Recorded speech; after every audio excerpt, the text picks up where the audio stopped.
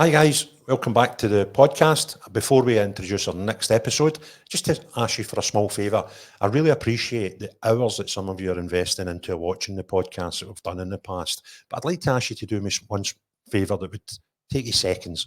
If you enjoy the show, please hit the subscribe button. And if you enjoy any show in particular, please click on the thumbs up. It'll make a massive difference to the podcast. So thanks very much for your continued support, feedback, and I hope you enjoy this one. Ange was over, I can remember this day, Ange was over talking to it was like a coaching day they were calling it. So all the coaches for the suburbs would come in and watch your training. But we're doing wheelbarrow races and the guys that have played in the champ, like Oz just fucking get so many caps for Australia, captain of Australia. It was crazy. And then you're like, what the hell's happening here? But to be fair, when I look back and Ange done the sessions, they were actually good. I actually took a couple of them for myself and still do them. But it kind of when I broke my nose, so I was out for a couple of weeks. And then he gives it the old one, arm on the shoulder, we need you back and all that, we need you back playing. I'm like, well, I can play now. Because I had to get it put back in place surgically, so I had to be knocked out and all that. And then you're not allowed to play for 2 weeks after that. What, because of the anaesthetic?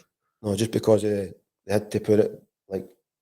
Normally, if somebody can just go like that, bang, and put it back in place, I had to go for an operation to get it put back in because it happened on a Saturday and I think it was like a Tuesday or something. So I'd waited too long for it to be put back in itself. So after that, they said that you can't 2 weeks before it can start properly healing. So in the 2 weeks, he's giving me the old down on the shoulder. You need to get you back and stuff. So I was, even though I'd broke my nose, I was still cycling and going running and stuff when the boys were training. So I was reasonably fit to go back in. And then plays a couple of reserve games, gets back in the squad for the first team, and then was bombed. But I was I can remember speaking to a few of the players saying, what the fuck, have you done something? I'm like, no, I've not even spoke to him. So they gave me the old round on the shoulder saying he needs me back in the team now. And then because there's 5 foreigners, but they wanted to sign an attacking midfielder for, I don't know, some foreign country, like Colombia or something. But he was like a 35-year-old. And they're like, we need you to go so that we can get him in. And I was like, all right, no worries, but you need to pay me what I'm left at the end of the season. And then they started trying to no. I was like, no, you're wanting me to go, so you need to sort it out. And then eventually they did. But I'll never forget, it was Ange he didn't like experienced players at that point. Is that maybe because he at this point is an inexperienced manager? I think he'd been in the game for a long time, but no as a manager, he'd been coaching and stuff. And I think it was he didn't want him to speak back to him or whatever. So he had a meeting one day and he came in.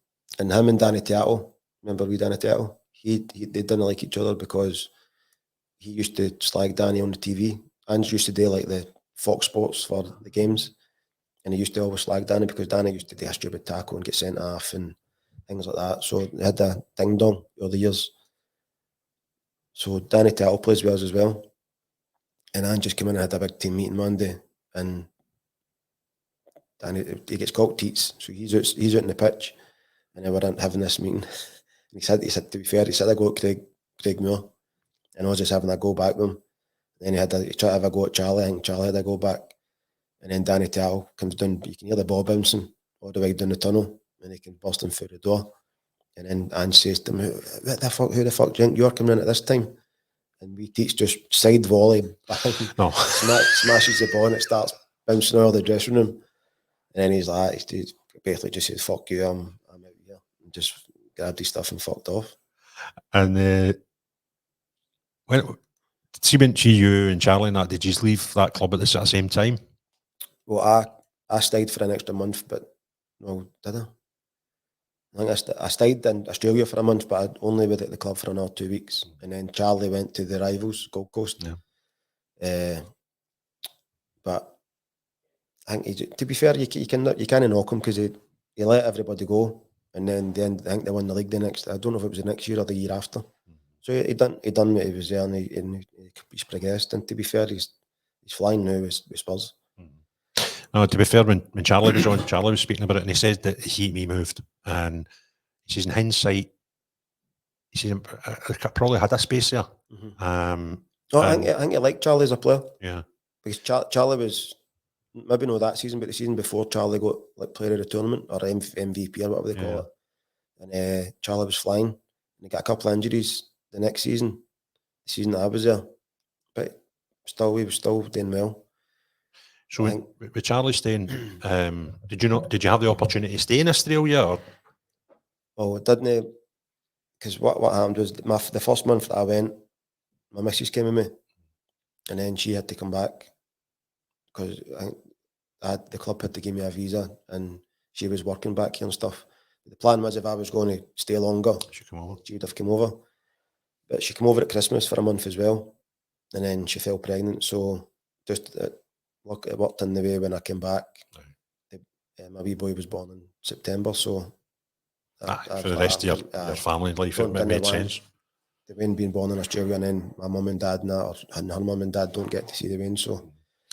But for a guy who earlier on in his career had opportunities to go abroad, had opportunities to go down south even, and didn't want to do it, are you glad that later on in your career you took that plunge and done Australia? Is it something you enjoyed doing? And I know, I loved it. Even the people that I got to meet, teammates, still text them now and have a laugh and a joke.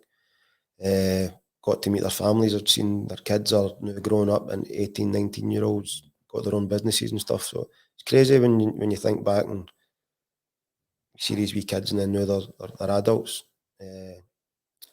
Just fortunate enough I had the opportunity to go there and get to meet these people and call them my pals. I think even forgetting the football, just to go and live in another environment, just do something a bit different in your life. It's something. I think for me, the thing was as well, it's English speaking. They drive the same side of the road. I lived with Craig and Heather, his missus, and their kids, and then Charlie lived across the road, so it was ideal for me. I didn't have to go and try and find a house to live in or a flat or go and get a motor or whatever. It was just basically I was with the boys and they helped me. I think when you were younger and you were looking, chances of maybe going to Italy, language, friends, having that bubble, just wouldn't have been the same. And I didn't want it. My heart was set on playing for Rangers. So you came home, done a wee stint with Dundee, wee stint with Cowdenbeath. It's time to hang your boots up. How does that decision come about? For a guy that age would you have been then, about 31? 30, no, 30. So, you've been involved in football for 20 years, at one level or another, and then professionally for, most of your life at that point. What makes that decision? How do you get to make that decision, and how do you feel about it? Well, the decision was basically made for me, to be honest. It was, my wee man was born, and probably for the first time, I actually said to myself, right, I'm going to get back proper fit. I'd lost a lot of weight. I didn't see like the last maybe 2 or 3 years of playing. I didn't dedicate myself the way I did when I was younger. Even though I was out maybe on the piss a lot when we were younger, I still did everything in training, never missed training much. Put a shift in, and I probably never done that as much as when I was getting when I went to Australia or when I left Motherwell. Sorry, didn't have that same drive as what I did when I was younger, and it's probably my own fault for the stupid things that I done with the drink driving and things. Maybe didn't have as much drive as that I should have had. But when my wee boy was born, I tried to get that back, and I was out running Strathclyde Park every day. I just lived up the road, so I was taking him out walks. I'd lost loads of weight. I'm thinking I'm going to get back in about it. And I went, Big Kenny Branagh game was Queen of the South. I was training with him until something else came up. And I think that's when I went to play the games with Cowdenbeath, the 3 games, because you can play 3 games as a trialist. So Jimmy Nick phoned me and says, Bob, can you come and help us out? Play 3 games. I went, right, no worries. I think I played 2 of them. And then changing my wee boy's nappy. Turned to put him down on the couch, and my back went. Don't put something as daft as that and innocuous as that. But you did say you had back problems earlier in your career was something that you'd become problems with. Because it had like the arch on my back's like it's like strange. It's always something Bomber used to say to me. You need to do these certain exercises to try and help it and all that, make it stronger. And to be fair, I did do them when I was younger, and there was still sometimes I'd maybe have to miss training for a couple of days to ease it up and things. But I remember that so it was my sciatic nerve that went, and what the hell? So I couldn't move.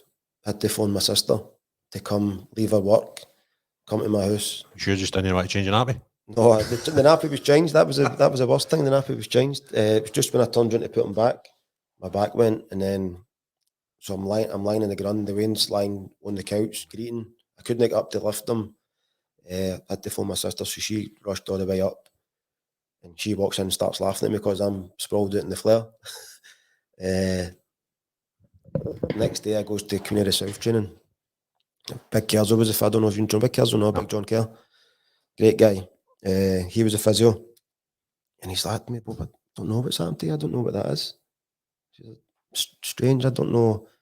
Like, he was checking my back, nothing. Said, he checked my feet, which I'm thinking to myself, why you check my feet if it's my back that's sore? Because I'd like done the left-hand side of my left leg, had no feeling from my shin down to my toe. So he's like to me, he started looking at like right in at my toes, and he says, we've got a feet woman that came in and done things with like cut people's toenails and all that. She comes in on a Friday, go away. This must have been like a Wednesday or something. Come in Friday, see this woman. She started lifting like wee like tweezers into my toes and lifting wee bits of wood and all that.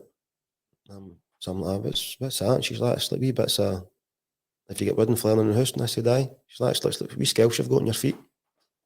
I'm like, but that can't be what's making my back so. And she went, I don't know. I'm only just picking these things out. And then end up, I went and got a scan done, and it was my sciatic nerve. The muscle had came through and jabbed on the nerve. And then the physio said to me, look, this can be a week or two, or it could be life. There's no way knowing how long this can take. And that was it. I just like, fuck it, that's me done. But I couldn't even, I tried, when was it? Would have been like I'd said to you, I've been fit and stuff, and I was keeping myself fit. Once I started getting the feeling in that back, I went back out running, but I was running with a limp. And Kenny Shields phoned me, and he's like to me, Bob, what are you doing?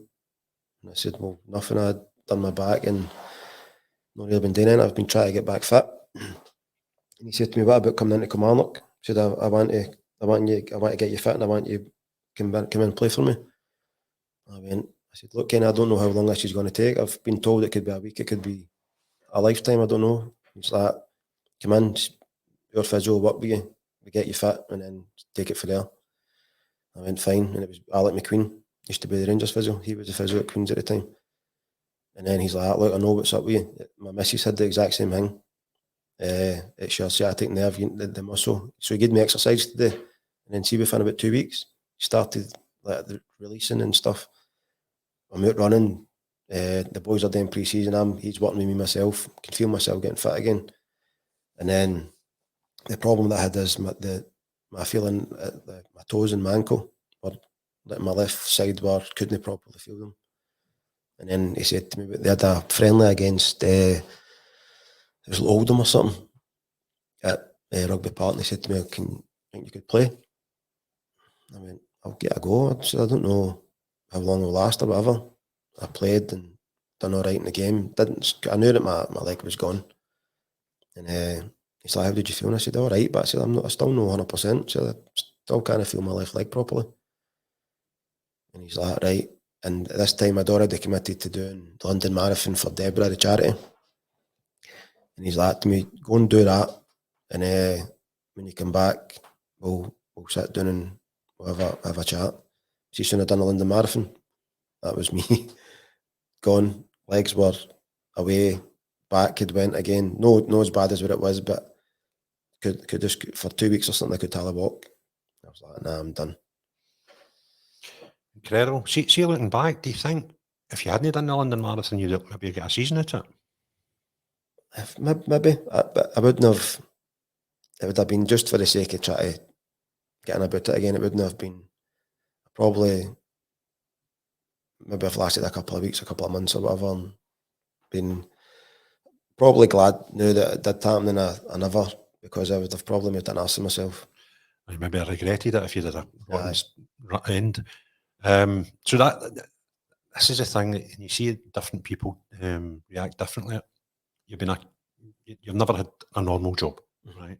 You've went for school, S form, school, apprentice, and been a professional football player, and you're now 30. How does your head cope with that when you just suddenly go, right, well, that's it, I'm not a football player anymore? How do you process that, and how do you deal with it? I don't know.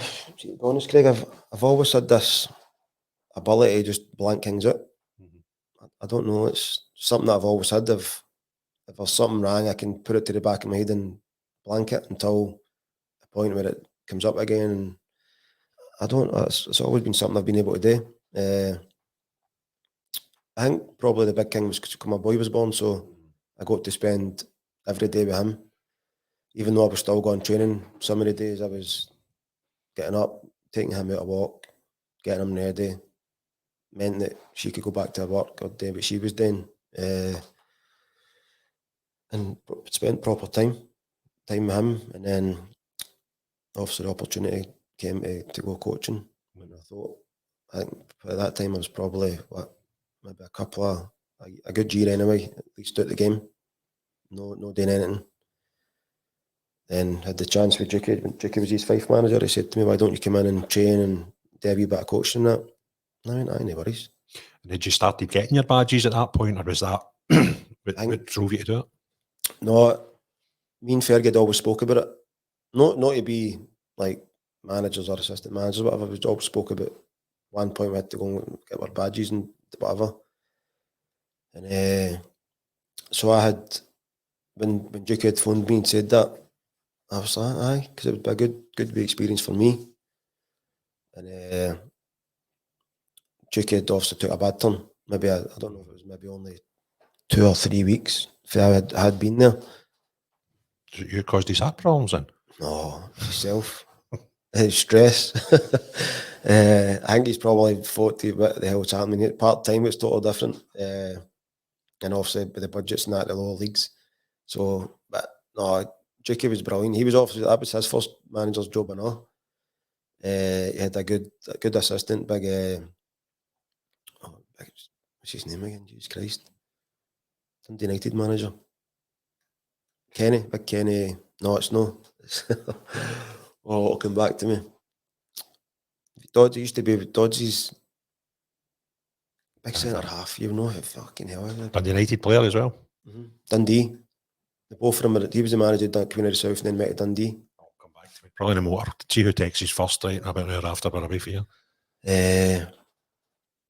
So he was the assistant. And Dodgy went through and all, he has wee bit. So I was learning that for him. And then also Dookie took the bad turn, so the boy took over. And then he's like to me, you come in, because Dodgy had TV work, so he couldn't do games. Right. He was in the BBC at that time, so he couldn't go on a Saturday. So he's like to me, will you come in and help me on a Saturday? And I was, no worries. And then the team weren't doing so great, so he's like, oh, I'm jacking it. I'm like, just keep going. Because I was enjoying the coaching side of it and learning. He's like, I'm kind of, these are experienced guys, you know what I mean? They know when things aren't going right and like that. It's not for me. And then Billy Brown came in. And Billy Brown said, you stay and help me. I'm like, no worries. Billy was brilliant, to be fair. He's like to me, like, going, you want to do a wee passing drill or something, or do whatever. He took most of it himself, but gave you a wee bit. And then kind of the club turned against him as well. He grabbed the mic one day, the team were struggling. And we were in the playoffs, but for getting relegated. We played a game at East Ends Park. East Fife Park. Sorry, and the woman that does a half-time draw, she's got the mic and speaking to all the fans, and he comes out the tunnel and fucking grabs the mic and he starts, you know, all the fans' peppers. Oh. He's like, fucking get behind the team. You don't pay my wages, no that. And it came out. It was ended up. It came on the radio. Like it was somebody had thing with him, was videoing him or something, and had sent it to the radio station, and it came on live, like as if when he was doing it. And I think after that, the club kind of went, he's not right in the head, man. And but he was good, and I wish he did stay because I would have learned a lot from him.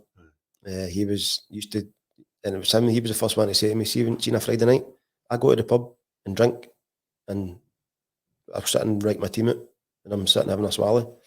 I'm like, "Why?"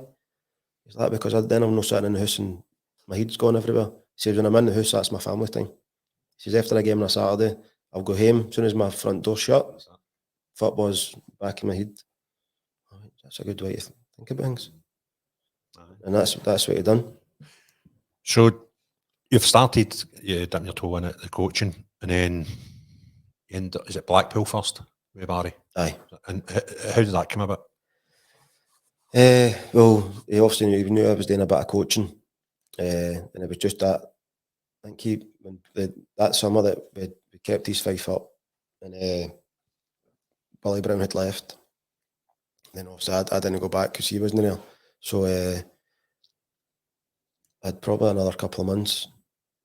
Just we'd already started the process of like trying to go to Belfast to do our badges. I think we were probably going to go. I think we maybe started them that summer. In fact, we started them because it was like a 2-year thing. You do the first half 1 year and then finish it the next. And we'd already started it. And then, but Barry was still playing.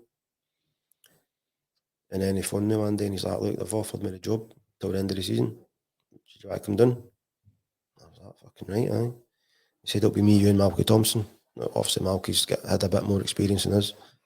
Went down and loved it. To be fair, it was a great club. Man, the chairman was a bit mental, but... Aye, what was his name? Oyston. Carol Oyston. Aye, see, I've got a vague memory. I get sued for 200 grand with Sandy's deal when he was director of Rangers. And I think I was the first fan ever sued by a director of a club that he supported. But no long after me, I started getting sent all this stuff, saying you're not alone now, Biggin. And I'm sure he done the same to a Blackpool fan at the time that was protesting against him. He must have took a bit of, seen what his deal was doing and thought, I could do that. And he was a second. And I remember, and then I started looking into it. And I thought, that guy's monk, that guy's proper nuts. He was proper minted and all. But see, to be fair, he was mental, man. We went to his house one day when we just went down to Blackpool. He's like, "I want you to sit down."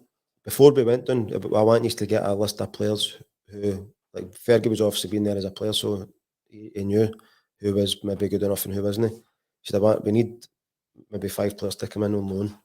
Can write a list of who you think." So at that time, you're going like, fucking Alan Hutton, wasn't playing for Aston Villa. Maybe get him on loan. Other players, but we had maybe 5 players for each position that was needed. And every time, everyone he would go for the one that was 5th because it was less money for him. So you maybe try to get somebody for the Premier League, but you're ending up taking somebody for like League One. Do you know what I mean? It was crazy. But brilliant experience. But he done there was a fan demonstration every home game with him, and I don't know if you remember seeing it on Sky, the game with all the fans were throwing on tennis balls and tangerines. Well, he had him and his boy were in like his box with tennis rackets, like playing when they were throwing the tennis balls. Not he was just batting them back and playing with each other. Fucking proper nuts. And then he would say, they would all go, "We pay like the wages," and all that. And he would say, "You don't pay the wages, I pay their wages." Because every single season book in this stadium is the same money. And the season book money doesn't add up to what they get paid in wages. So I pay them. and nobody could argue him, because it's not like Ibrox where somebody's paying 800 quid for a season book and somebody's paying 400. Every season book was maybe like 250 quid. So everybody was paying the same. He was nuts, man. And then he would come to games with t-shirts with like he'd put a print on it. Something that somebody had said about in the paper about him. That week, he would turn up at the game with a t-shirt on with that print on it. You're making it worse, but you didn't give a shit. And then I think once we left, the next season, I think one of the big sponsors tried to like take you and then ended up got a court and all that, because basically the money they had when they were in the Premier League, every payment they got after that when they got relegated was just put in their back kipper. So and then that's the boy took him to court and I think he won this case and then they had to sell the club to him. Eventually, aye, but they really had it for a wee while, didn't they, Blackpool? So Blackpool, where was the next stop with you and Barry? Clyde with a couple of years at Clyde. That was a strange one, because it was obviously Clyde used to be a big club, played at a big stadium, but never had really the fans were maybe, I don't know, maybe 400, 500, 600 at the games. Mm-hmm. And you're playing, it's basically the stadium's empty every second week. But we managed to get him in the playoffs. First year we kind of started all right and then struggled. And then managed to get his players in that and managed to get to the playoffs. Get beat in the final off Queen's Park. Then the next season it all went a wee bit peaked on. I think that's when he started losing his love for it, just the politics and stuff. And then it took a wee bit of time off, and then the Kelty job came up. Aye, that was probably a wee. Not many people would have tipped that job to come up for you and Barry Ferguson, but he's had a success there. Aye, to be honest, he phoned me and he said to me, Kelty Hearts, and there was rumours going about in the lower leagues that this was the up-and-coming team. They were paying good wages. There was a few boys that we had, or had played the lower leagues that had went to this team, like Dukey's boy, went to this team, was getting like probably the same money as he was getting in League 1 or League 2. So we're like, I said, what you think? He's like, I'm going to go through and meet the boy. And Fergie went through and he's phoned me and he's well, he says, that's not bad, set up. He says, you need to come through and we'll go through on Tuesday, watch the training and that. I think they were playing a Scottish Cup game. No, it was a Thursday. Went through on a Thursday and they were playing Peterhead on. Hi guys, I'd just like to take a minute to talk to you about NordVPN, which is a company that I use their services. I use it majority of the time when I'm travelling abroad, when I want to keep up to date with the programmes I'm watching at the time, or more importantly to me, the sports that I want to watch when I'm abroad. So it doesn't matter where I am in the world, I can still watch the channels and the games and the sports that I want to. It also gives me security and some privacy that I'm looking for when I'm browsing the internet. They've got an exclusive huge discount available to viewers of the podcast, and they'll give you an additional 4 months free on top of whichever package you go on if you use our code. To get that, plus a 30-day, no quibble, money-back guarantee, all you need to do is log on to nordvpn.com/Craig, CRAIG, and that'll get you the exclusive discount plus the 4 months free on top of whichever package you go for. So go and give them a look, guys, and certainly I've had no problem using them in the times I'm travelling abroad when I mostly use them. Thank you very much. Saturday. And went through and I was like, fucking hell, didn't I? Wasn't expecting what it to be what it was. And I said, what you think? He's like, I fancy it. It's not just going for the sake of getting a couple £100 a week or whatever. It's like proper, they want to go places. It's a project. It's not just like come in and do whatever you can do. So as soon as we went in, everything was brilliant. People that worked at the club, great. It was like all proper older, like remember the old committees that used to be in the juniors and that, like proper the state same as that. But they had Dean, the boy that owned it. He was the guy that put his dough in, but everybody else ran the club. Then managed to get in some decent players and then won the league. But kind of it was like, I don't know, not tainted, but Or was that COVID? It was a COVID one, aye. And then we'd still had maybe 5 or 6 games to go.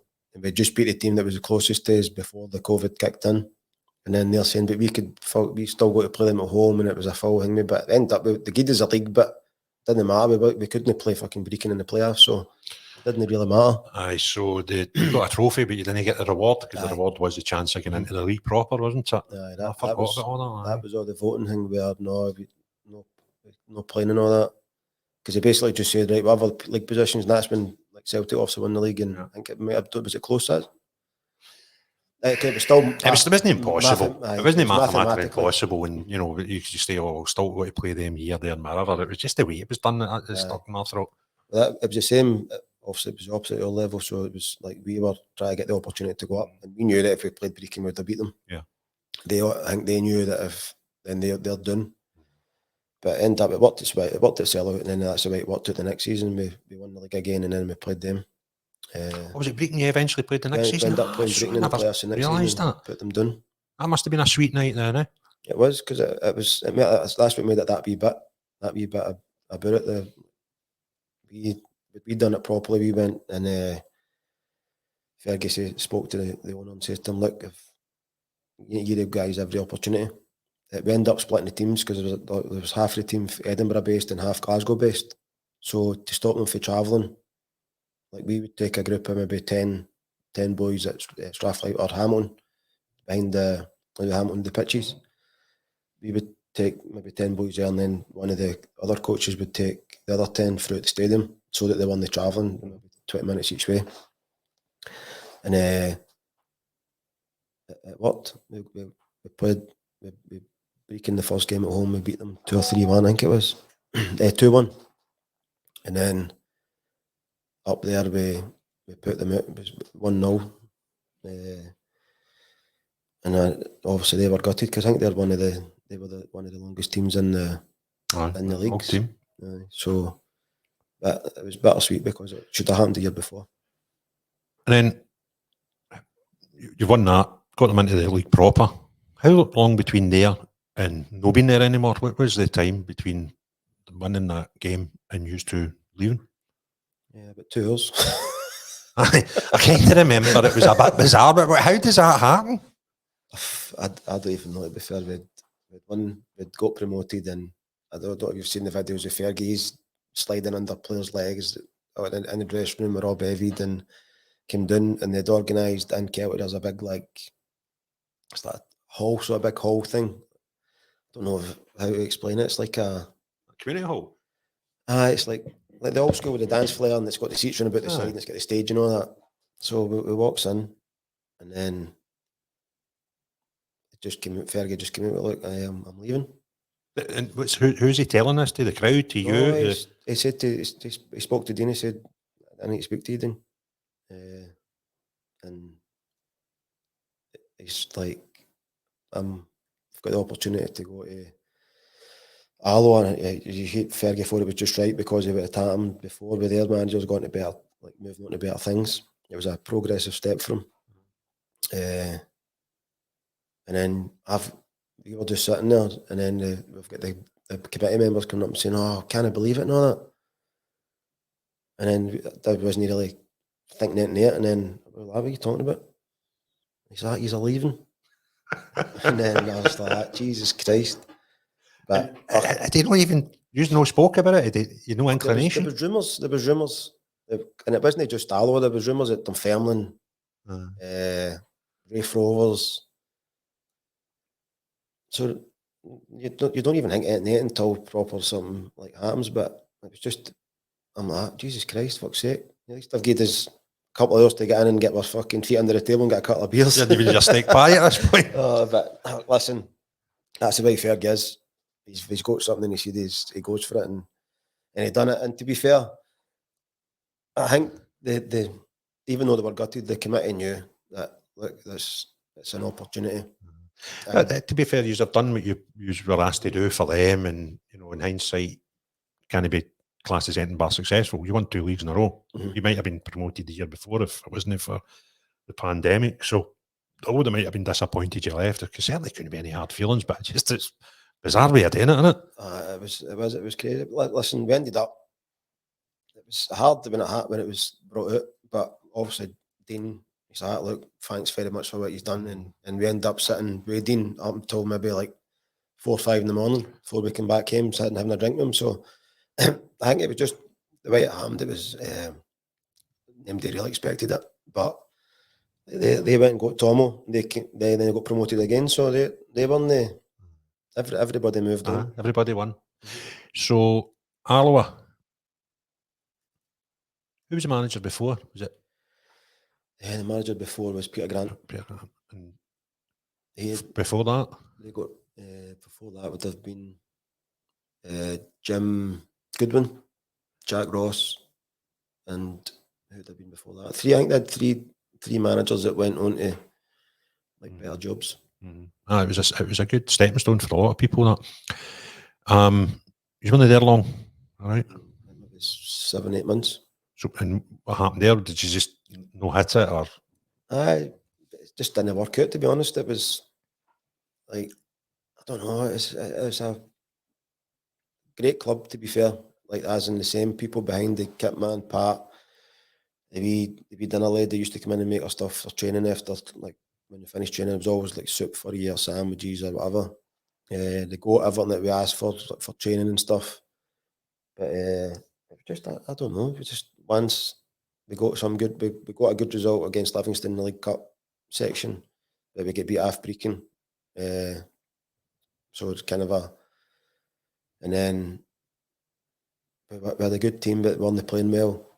Then we were getting beat off teams that we should be beating, and then beating teams that we were like Falkirks and that. We were down to 10 men and drawn 3 each for them. Result was stupid results, and then I don't know, the fans were just on his case. But to be fair, it was disgusting. Some of the stuff was even though you can blank off it, some of the stuff that was getting said to him, I was even thinking, fucking hell, you can't say things like that, man. Like, you're calling him an orange bastard, and then there's guys coming up going, look, that's no acceptable, like fans. I'm like, fair enough, you look, I know he's played with Rangers and he's a Rangers fan, but you can't call him that. He's trying to do his best for Alloa. I said, it's nothing to do with any sectarianism. You say anything you want, but you can't call him that. And then you would get, there was this one idiot fan, we played against Cove Rangers up there, and the game was a doubt because it was like the mist was right down, and they said it might no like shift. So the boys went down the warm up, and you could hear that one of the boys that travelled with the team all the time, one of the directors, he's like, the fact there's a busload just got off at the stadium, they're all mad with it. They've been out drinking all the way up in the bus, but they're all fancy dress. Oh, right. So you're like, all right, no worries, cool. And we went out, and I think we end up we get beat, I think 2 or 3-0. We never played well, and this guy was dressed up as a Pope, wasn't he? Oh no! And this was the guy who was always shouting to Fergie. And then we just thought there was they like Cove haven't got a great fan base, so they don't have they're no singing songs nor that. But this guy, you could just hear him for the full game, man. You're like, oh my god, so it was embarrassing. Even their directors were going, that's not acceptable. And I think I don't know if they went and says to them, you're no welcome back at your club. It was the things they were saying. It's disgusting.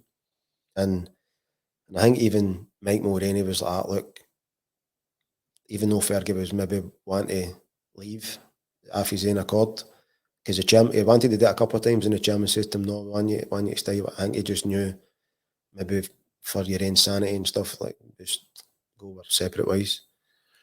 But I just seen yesterday that big chip was away at Livingston now as well, so that was it's a strange. It's a club who's probably been above the expectations and done well for a few years, and now they've come back down to League One, and they're not getting back. They're not getting back up, so the fans are on their case. Mm-hmm. Yeah, they're not accepting where they maybe should be. They're maybe over achieved before. That's a fair way of looking at it. So, see this game at Cove, was that the last game? No, I don't think it was. No, I think we played Celtic in the Scottish Cup, and they beat us 2-1.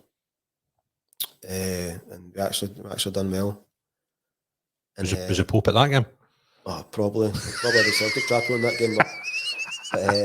No, it was a right good crowd that night, and even Celtic, it was still banter. No, I mean, it was fine. And but then we play well against them. We get beat 2-1, and then I think we played East Fife the next week at home. So you're obviously expecting to beat them, and then we get beat. I think we get beat 2 or 3, and that was it. It's like that.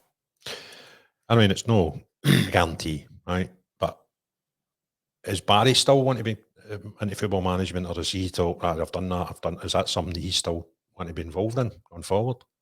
I don't know so much management. I think maybe if we get an opportunity to come in at a level where he could maybe try and help. I don't know if it maybe like. I don't think part time suits him. I think he needs to be in working day in, day out, try to like do what happened to him, like progress his career as in like the way Bomber done for him, or who, like maybe the coaches that he was when he had. I think he needs to work with them day in, day out to get the best out of him. Because maybe assistant managers sort of to somebody. Is that what you think he would be? Maybe not as an assistant, because I don't know if he could work under him either. If you know what I mean, he's got that. He's either a manager or he's maybe like a head of youth or like a 21s manager, but a good level where bringing players through and just getting a chance. Because see, to be fair, he's coaching like his drills and stuff that he was, and he would just sometimes he would just mark it on a bit of paper himself. Maybe take something that somebody's done and day one himself, and you're like, fucking yeah, that was really good. I had some elements on or changed some of the elements. And then like one of the games we were at Kelty, we played Annan in the cup, and we got a boy sent off after like 20 minutes, and then they scored, and you're like, fuck that'll be us out the cup. And he just came, just sitting on the sidelines, and he just went like, I've got an idea, I'm just going to go with it. And he went 3 at the back, 4 in midfield, and 2 wider, the striker. I'm going, what the fuck's he doing? But it worked unbelievable, because left the 2 centre halves on it, and at that level, centre halves they're not really that good on the ball. So they were. I didn't know where to go. They were trying to play, and they were getting the ball away, and then we were hitting them on the break, and we scored, and we beat them in penalties. Good shout. And then ever since that, if we went down to 10 men, that would be revert to it. And to be fair, most of the time it worked. Maybe once, it never worked one time where we conceded a late goal, but we were always in the games. That's good thinking. The logic, I like that. I like trying to keep things simple and apply common sense and logic. I mean, you think about what he's just done there. You're shutting. If you're the 10 against 11, your fullbacks, another team will normally get a bit more freedom in normal. The modern day fullbacks love to bomb forward. So if your 2 wide ones are up, your 2 forwards are keeping them pressed, and these 2 in the centre are not going to be the same quality, especially with all due respect to the level that they were at the time. It's actually just applying common sense and logic. So tell us, you've worked for a lot of managers in your day, good and bad. What's Barry Ferguson like as a manager? What's his style? Probably old school, maybe I'd say. No, great, up to date ideas what he wants to do, but maybe it's not let him down, but maybe it could have been maybe a bit better. It was like the way going to dressing rooms, and if they're having a bad game, the way he's like shouting at them, because you can't really do it in the game now. You can have the way you speak to them, and it's the same as when we were growing up. People can take it, people can't. The ones that could take it were fine. The ones that couldn't would go in a bad mood and say, "Oh, you can't speak to me like that," and things like that. And I think, to be fair to Fergie, when after the Clyde job and that, he went away, and that was one of the things that he said himself. I need to like chill out a bit. But it's like everybody, once you're on the sidelines, the fucking game takes over, and you start shouting and it's like as if you're playing the game yourself. But no, I think he's really he's had enough. Maybe if he got the opportunity to come back in at a decent level where he could help kids come through or whatever, he would maybe look at it. But as in getting back into management at part-time level, it's probably not for him. We've done that. So I mean, you've been a coach, you've been an assistant manager, you've been a manager, you've been whatever you want to be. Isn't he tied to Barry Ferguson? You know, if Barry was to go to another team, then I would imagine, just the way the world works, then there might be a chance for you to do that going forward. But that might never happen. What's your plans? What do you see yourself doing? I take it you enjoyed your role as assistant manager and coaching, and a couple of times I think you've done like caretaking roles and stuff like that. Have you still got desires to do that? Is that something that you see in your future for Bob Malcolm? Yeah, definitely 100%. I've obviously just been through a big operation the last few months, and just getting back now. So I've had probably a good year out thinking about what I want to do, and like the usual sitting in the house doing like your wee sessions and that out and getting the buzz for it again.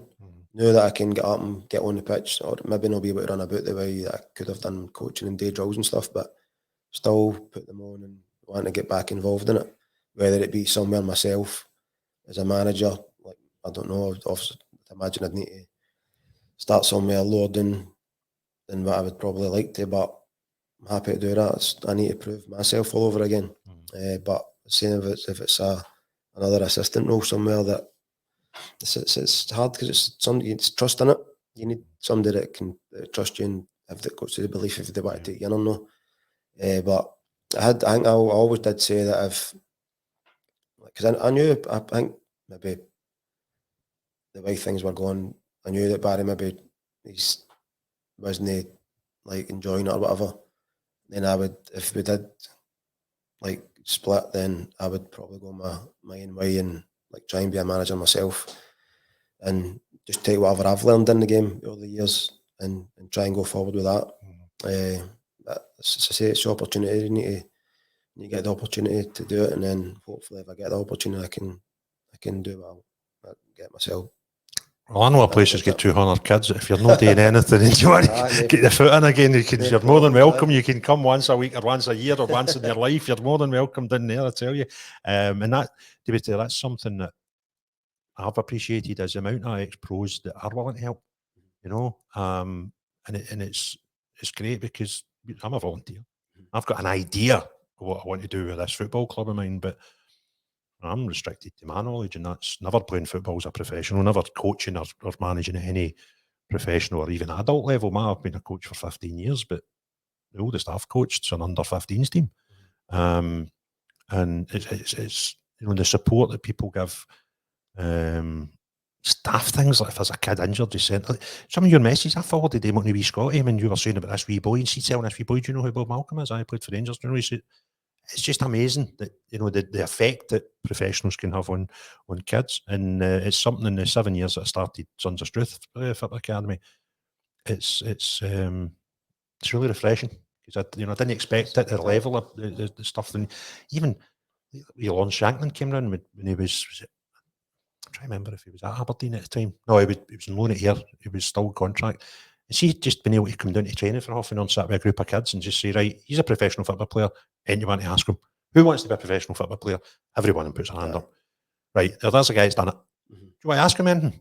And again, these wee kids, and you say, I'm just a boy from East End of Glasgow, and I've done this and I've done that, and I was playing here, and now you're getting high. You're basically just the same as what they are at that point. Like you've done it, but and to be fair, obviously my wee boy's only 13 and he loves football. He might never be good enough to play at a level, but I take my hat off because he actually going to watching the coaches, that even the teams he's playing against every week. Like you're set up, boys. You're not getting paid for it. You're out Saturday morning, pissing rain, try to coach kids to make them better. It's guys like yous and all the other coaches that you need to help, because how many players have you got that you could probably have that are better, but they can't play because their mums and dads can't afford it? It's the thing I say, it's becoming a middle class sport, unfortunately, Bob. And that's a whole 2 years at top. Me growing up, my mum and dad didn't drive, and obviously living in East End of Glasgow, trying to get to Ibrox was a nightmare for me. I had to go try and get a train or a bus into town, then the underground. But that I was too young, so my mum wouldn't probably let me do that myself. So I had to rely on my uncle or my auntie. And to be fair, if it wasn't for them, then I probably wouldn't have been able to play football at the level I did, because They used to run me everywhere. What are you like as a parent outside the park? Quiet. I'll bet. Just, I'll tell you a weird story, right? The hardest thing about kids' football is the parents. And I don't mean that in a derogatory way. I'm not saying every parent, I'd say 80-90% of parents are absolutely fantastic. But you get that wee 10% that can sometimes ruin it. And that's the same in anything, right? But it's a tough gig. And sometimes you just look at folk and you think, I'm doing this for the love of your win. Because I don't ever win at this club. And you're wanting to be an absolute rocket to me. And we, Billy Reid's assistant manager at Chelsea. And his grandson signs for Sons of Struth, right? And we called game and I think he's with the club maybe a couple of months. And Billy's obviously quite busy at this point, right? And the coach had left, so I've ended up taking this wee team under 11s or something at the time. And him and what's his name again? He was a manager, gets a sack for Chelsea. So Potter. Potter gets a sack, right? So Billy's got a job. The first Saturday, right, I'm standing and I look around like that, oh no. Billy Reid's turned up, right? And you're going, you know, he's a fair bit about football, right? Billy Reid walked round the park with his other grandchild in a pram and just walked round the whole park for the whole time of that game and never said a single word. And then he came to maybe 4 or 5 games in the bounce. And I thought, he gets it. And I thought, I'm glad it's me that's taking this team because, see, I'm used to meeting people like yourselves and, you know, good people within football. And although you've got a lot of respect from that, doesn't happen as much, right? I mean, still, I'm going, this guy's Chelsea at the time. I think he came to one game actually where he was still at Chelsea. Actually, that's not true. He's assistant manager at Chelsea at the time. And a lot of coaches might have been more interested in that and put him off. Just go on, mate. And I thought, see a guy that was due to shout on about where a player should be or say something during the game. It's him at that particular venue at the time. The only person that would probably be qualified that, and you know, not interested. Just wants to go and just say, do you know what? That's your coach. I've had parents say, how do you know certain? I'm like, because I'm not their coach. I says, whether I agree with what's happening or no, I don't. I'm not the coach. I'm just a dad, the same as everybody else. Or a mum, same as everybody else. I just go on with it. And if I'll try and if my son's playing or whatever, if he comes on and he does something good, I'll say, look, you done that good, but you could have maybe done this a wee bit better. And then he'll probably go like that. No, it'd be the huff. I'm like, who do you think you're talking to? Aye, what you done? On an odd games for Rangers, we managed to move right. But then he'll probably go away and think about it, and he'll come in and he'll say, yeah, you might be right. And I said to him the other night, he's come in a bad mood. His coaches shouted at him because he's no like doesn't shout for the ball in. I mean, but he's right. And then he's like, what are you taking his side for? I went, I'm not taking his side. I'm just telling you he's right in what he's saying. But why? How is he right? And I went, because, and it's not just you. It's probably at that age, these are all pals. You don't want to shout at each other in case you fight with somebody. I says, but shout to him, say, give me the ball. And he's like, he said, I started doing it, and I went, well, keep doing it then. Well, look, mate, I'm just looking at the timer there. This is the longest one I've ever done. I always say to folks, why gives you your time and start talking shite. We're nearly doing up over 2.5 hours, man. Incredible. But listen, incredible journey with you there, Giro, for starting all the way through to the current time. And I know you've you stated your ambitions to get back involved now that you've had the operation and stuff. And I wish you all the best for that. I think the experience you've got and the knowledge that you've got should be certainly somewhere in the game. And, good luck with your endeavours to do that. See, just before we go, Craig, see like you're talking about with the kids. People ask me, how did you what did you do to, how did you pass the ball the way you passed it and all that? Do you know what I used to do? And people obviously kick a ball. No, they think you're taking the piss. I had a paper run when I was at school. So before I went to training, I used to have to run up the road, get my paper bag, go and get the papers, run around all the houses and do the papers. I had a ball with me. See the old, you'll remember them, the old bus stops, remember the old plastic sheeted bus stops where they were remember the old European goals? They were square. I used to just ping balls into them. Use them as a goal? I use them as a goal when I was running up the street. And then see, say, if maybe I'm got a house that's maybe 50 yards up the road and it's 10 gardens away, I would bend the ball into that and try and hit their gate. Like just wee stupid things like that, and it would always have bothered me. An old bladder. It's incredible you say that, and it's something that we get our older kids to 1.5 hour sessions a week. So we've got them for 3 hours a week and maybe an hour on a Saturday. The younger ones will go them on 2 1 hour sessions and then an hour on a Saturday. I can, because of the policies and the processes we use at our club, guarantee you that if you give us a kid and they tune in, we will make them a better football player. But we've only got some of them for 3 hours a week. Aye. So, we can do so much. But see, and I think that's... we recently got a guy, it's a professional, no say what club he's at, because he maybe shouldn't have, but he devised a fitness programme for us that we videoed. It's 22 minutes long, and it's devised for kids that have just started playing on the side, so 12-year-old and upwards. So we've started putting that in on a video. You get once a week at the house, you put it on his own iPhone, whatever. He watches this video and does this fitness video. It's 22 minutes long. And what we've said is, see the kids that are playing 11-a-sides, a wee bit more serious. That is a minimum. You must do it at least once a week. See the kids that are a wee bit younger, it's up to you, right? See the amount of parents that say, I've not got time. Aye. It's 22 minutes to make your kid be a better footballer. If you can't do that 22 minutes, there's none of them, I'll guarantee you, are doing what you've done, and that was committing hours with just a ball at your feet. And there's this ethos about 10,000 hours to be good at the best at whatever it is your children, play the piano or do podcasts or be a football player or deliver papers. Until you've done it for 10,000 hours, you can't get to your peak. It's impossible.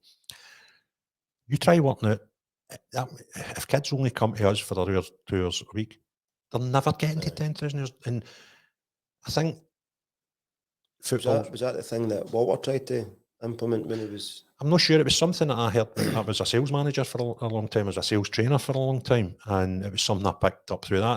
And it's a theory that's put to playing a piano, doing anything, unless you can get better all the time. But to get to your peak, you need to put 10,000 hours in. I think that was something maybe... I don't know if it might have been when Walter was a Scotland manager or when he came back to Rangers. He came out and said something like that. It was like, so I don't know if it was 10,000 hours, but it was something like that. Aye. And he said that's what the kids need to play, because you're taking your school football away. So if you play for a school team, or and then you sign for Rangers, you can't play for your school team. You need to play with Rangers. Whereas why you play for everybody? If you do it out enough during the week, why not? Yeah, I just don't know if you'll get the odd one, right? Because I see it in front of my eyes. That's got the dedication that they'll do without even asking them. But you have to go, what chance have you got? And again, it's not a big, massive majority. It's something you go, there's something that we expect you to do. We've went away and resourced this for you to help your kid be better. And you tell me that you're not doing it. The Wayne's doing it. Yeah. And some of the Waynes probably don't even know about it. And if you put it in front of him and you tell the Wayne, you have to do that 22 minutes a week, at least once. They probably go and do it 2 or 3 times because they've all got access to phones and stuff. But, it's you're right. It's the application, I think, that's the biggest thing. So. See, but that's got to come within as well. I think if I know I done it myself. I can remember talking about the Glasgow Cup earlier. Me think to myself, you're playing against older guys now. You maybe need to be fitter and stuff. So I would go out and I would eat like yogurt with fruit in like the morning of the game, and then go a run doing a bit Springboy when I still live with my mum. In the morning of the game? In the morning of the game, and then I'd come back to the house, sit about for a couple of hours, and then go to the game and then play and just be fine. But then you growing up, you all used to have the old jackets down for goals, and he did 2-touch with your pals, and you'd be there for hours, loving it. The kids don't do that. Not allowed. What I will say about my son and a few of his pals, what I've noticed the last maybe 6 months is if they go to a game on a Saturday morning, bang, as soon as they come back, they're up Broadwood and they're playing up there until maybe 6, 7 o'clock at night. And they do that after school, sometimes during the week and all. And I'm like, well, that's a start, because you don't really, kids are about to come in and play on their PlayStation, don't they? And I never, even when I was younger, I never pushed them to play football. It was lockdown that made them want to play. And I was like, brilliant. If that's what you want to do, then we'll try and get you in a wee team and see how you do. Let's start a bit. In the football, I think if you don't make it as a professional football player, that's the biggest mistake I made. I just stopped playing at football. And you're going, no, I should never stop. You know, you guys that use are still playing your 5-a-sides, you're over 35s, it's a great thing now, or playing amateur, whatever. And you don't need to be a professional to still play football. And I think that's a message I try to get out to kids, that right, if you don't play for Rangers or Celtic or Real Madrid, still play. And listen, if you don't play for Dumbarton and you don't play for East Fife, you don't play for Celtic Hearts, but there's an amateur team. It's half decent in Paisley.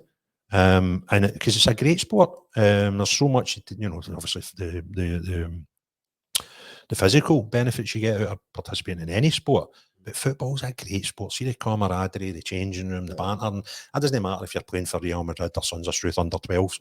You get into a changing room, there's a vibe goes on in there, and it's great. But I can't believe the chat we've had, Bob. It's been great. I can't thank you enough. I think the best, biggest gift you give anybody is your time.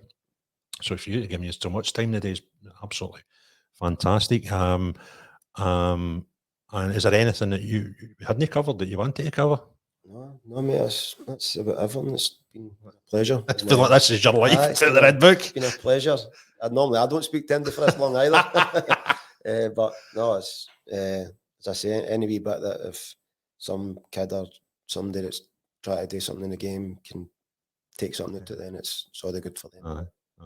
Well, I mean, honestly, I can't thank enough. It's been great, and thank you for the respect that you've shown me through the time that I've known you, and just coming in here today has been fantastic. So, Bob Malcolm, been an absolute pleasure. Right, mate, thank you.